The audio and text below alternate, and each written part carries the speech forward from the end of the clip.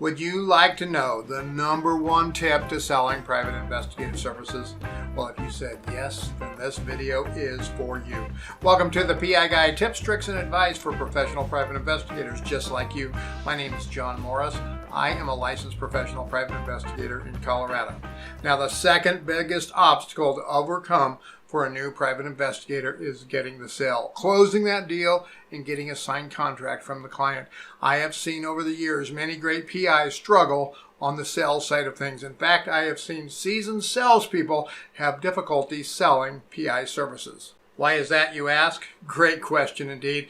You see, we work in a very unique, almost secretive, and even mystical profession, or at least that is what some people see the PI business as. But if the truth be known, our wonderful profession really is no different than any other service-related profession. This is a huge mental obstacle for the new PI to get over to be successful in sales. I know seasoned PIs who have been in business for 5, 10, even 15 or more years who still struggle with sales because they do not understand this.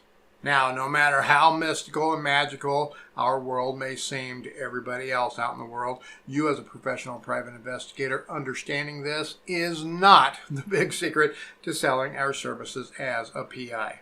Now, let's explore some of the things you need to do prior to closing that sale with your customer. But first, go down, hit that thumbs up, and subscribe to the PI Guide channel. That really does help the channel out a lot. If you have done your marketing and your advertising correctly, then the customer calling you probably has some idea of what you can do for them. Or more accurately, they know what you say you can do for them. You see, folks, your ad on Google, your ad on Facebook, your ad in the newspaper, on the radio, or even on that huge billboard is just another ad to them. The difference right now is that they need, or at least they believe, that they may need your services. That customer really has absolutely no idea of what you do. That customer doesn't have a clue as to what training you have. That customer probably does not understand the complications of being a professional private investigator. What that customer probably does know is that you may be able to help them, and they know your phone number. They probably also already know 2 or 3 of your competitors' phone numbers and know that any of those PIs could possibly help them as well. Are you starting to get the picture here, folks? When you advertise effectively for your business, you get the attention of potential clients. They are most likely also seeing all of your competitors' ads and phone numbers as well, especially if you are advertising online.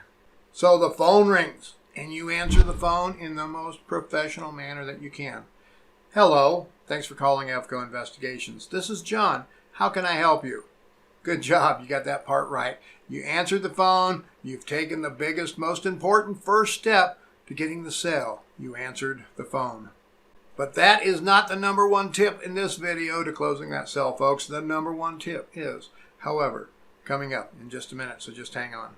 Now you have the customer on the phone. You've asked them how you can help them. What is next, you say? Well, listening is next, folks. You listen to the client. You give them room to talk. Do not assume every pause is an opportunity for you to stop and throw in your sales pitch. This is one of the biggest mistakes that anyone can make while doing sales over the phone. I even do it myself from time to time, and then I kick myself in the old rear end for doing it. We can easily feel pressured to get that sale closed and get back to the next task at hand. Never look at your phone ringing as an interruption in your day. If you do, then this will most definitely show over the phone, and you will not be able to get that sale. As a professional private investigator, your business has many different departments. You have field investigations department, you have the marketing department, you have the accounting, payroll, accounts payable, accounts receivable department, you have the executive branch overseeing the operations, you have advertising department, client relations department, and the sales department, and probably a half a dozen other departments. And you probably have exactly enough employees to get all of that work done.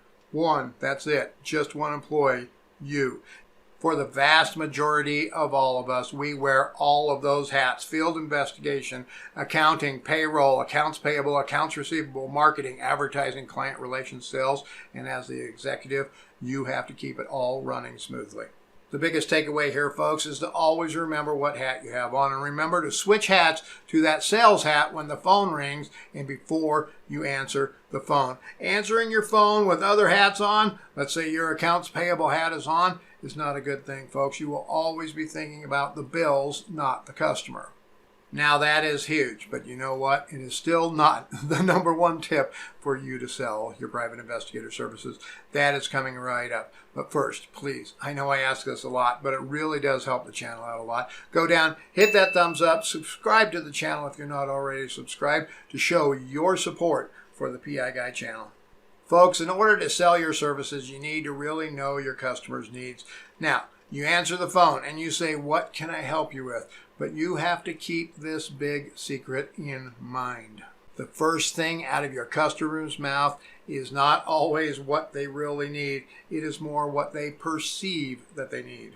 Let's look at it this way. Most people will take their car to the mechanic when it needs repaired, but they don't always know what is really wrong with their car. I know some folks know a lot about cars and they can probably figure it out most of the time. They just know that kind of a thing. Most people just know that their car doesn't work. They know they turned the key and it went rump and clank and it didn't start, and they called their mechanic.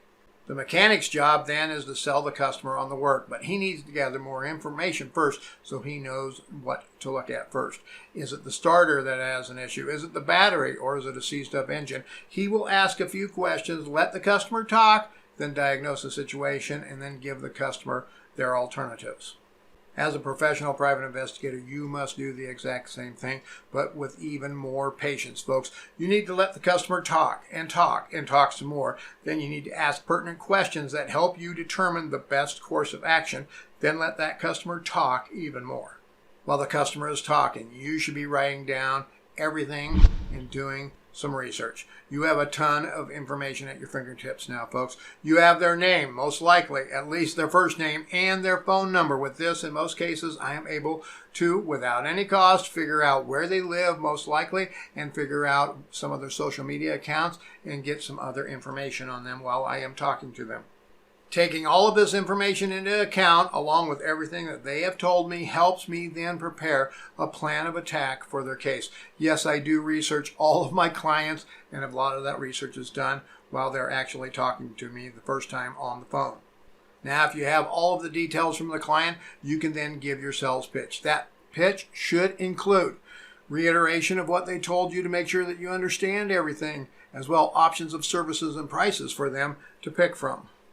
And you should include the answers of how each one of these options can help solve your customer's problem. And the close, something like this: which one of these options would you like to move forward with? You see, folks, the biggest kept secret to selling PI services is that there is really no one thing that does it all. There is no magic bullet, no mystical powers that you can obtain to ensure that you get the sales.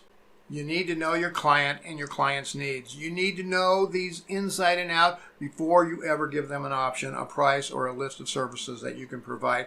You need to listen, you need to listen, you need to listen some more while the customer talks and talks some more. Then you need to ask questions, and then you need to do some more listening.